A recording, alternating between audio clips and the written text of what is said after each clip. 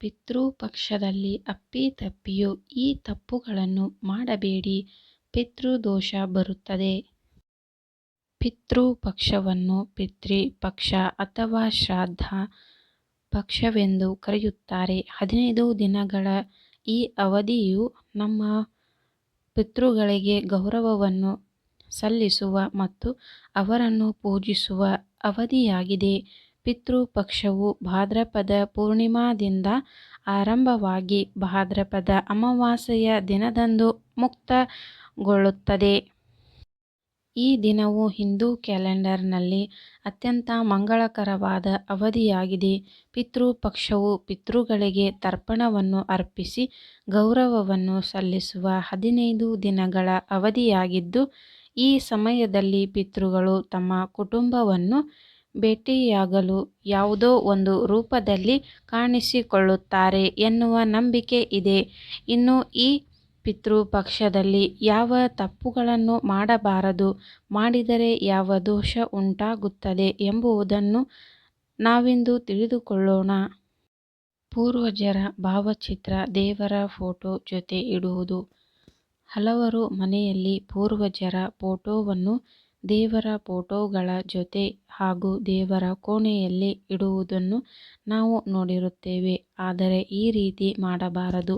ಅದರಲ್ಲೂ ಈ ಪಿತೃಪಕ್ಷದಲ್ಲಿ ಪೂಜೆ ಮಾಡುವ ದಿನದಂದು ಈ ರೀತಿ ತಪ್ಪು ಮಾಡಬಾರದು. ಹಾಗೆ ಪೂರ್ವಜರ ಫೋಟೋವನ್ನು ದಕ್ಷಿಣ ದಿಕ್ಕಿಗೆ ಮುಖ ಮಾಡಿ ಇಡಬೇಕು, ಬೇರೆ ದಿಕ್ಕಿನೆಡೆ ಇಡಬಾರದು ಎಂದು ಹೇಳಲಾಗುತ್ತದೆ. ಕಾಗೆಗೆ ಆಹಾರ ನೀಡದೇ ಇರುವುದು. ಈ ದಿನ ಪೂರ್ವಜರಿಗೆ ಪೂಜೆ ಸಲ್ಲಿಸಿದ ಬಳಿಕ ಅವರ ಇಷ್ಟದ ಆಹಾರ ಖಾದ್ಯಗಳ ಮಾಡಿರುತ್ತಾರೆ. ಹೀಗಾಗಿ ಈ ದಿನ ಗೋವುಗಳಿಗೆ, ಪಕ್ಷಿಗಳಿಗೆ, ಮುಖ್ಯವಾಗಿ ಕಾಗೆಗೆ ಆಹಾರ ನೀಡಬೇಕು. ಅಪ್ಪಿತಪ್ಪಿಯೂ ಈ ಕೆಲಸ ಮಾಡುವುದನ್ನು ನೀವು ಮರೆಯಬಾರದಂತೆ. ಕಾಗೆಗಳಿಗೆ ಆಹಾರ ನೀಡಿದರೆ ಪೂರ್ವಜರ ಆಶೀರ್ವಾದ ಲಭಿಸುತ್ತದೆ ಎಂದು ನಂಬಲಾಗಿದೆ. ಪಿತೃಪಕ್ಷದಲ್ಲಿ ಈ ಆಹಾರ ಸೇವಿಸಬೇಡಿ. ಪಿತೃಪಕ್ಷದ ಸಮಯದಲ್ಲಿ ತಾಮಸಿಕ ಆಹಾರವನ್ನು ಸೇವಿಸಬೇಡಿ. ಈ ಸಮಯದಲ್ಲಿ ಸಾತ್ವಿಕ ಆಹಾರವನ್ನು ಸೇವಿಸಿ.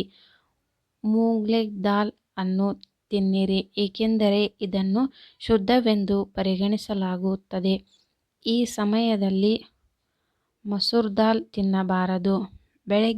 ಬೆಳ್ಳುಳ್ಳಿ, ಈರುಳ್ಳಿ ಮತ್ತು ಮಾಂಸ, ಮೀನು ಅನ್ನು ಸಂಪೂರ್ಣವಾಗಿ ತ್ಯಜಿಸಿ. ಮನೆಗೆ ಬಂದವರನ್ನು ಸತ್ಕರಿಸಿ.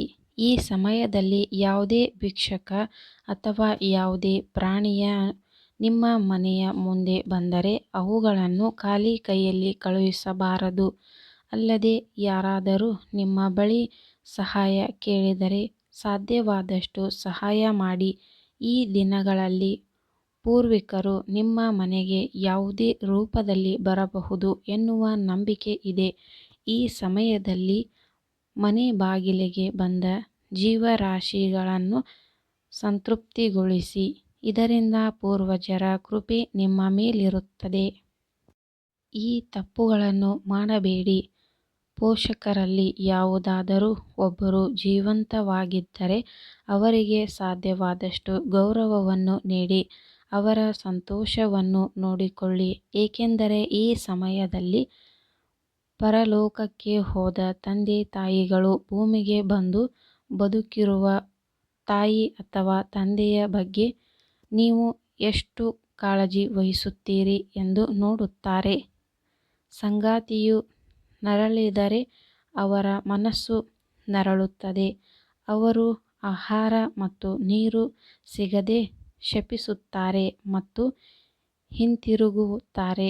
ಇದರಿಂದಾಗಿ ಜೀವನದಲ್ಲಿ ಒಂದರ ನಂತರ ಒಂದರಂತೆ ತೊಂದರೆಗಳು ಬರಲು ಪ್ರಾರಂಭಿಸುತ್ತವೆ. ಪ್ರಗತಿ ನಿಲ್ಲುತ್ತದೆ.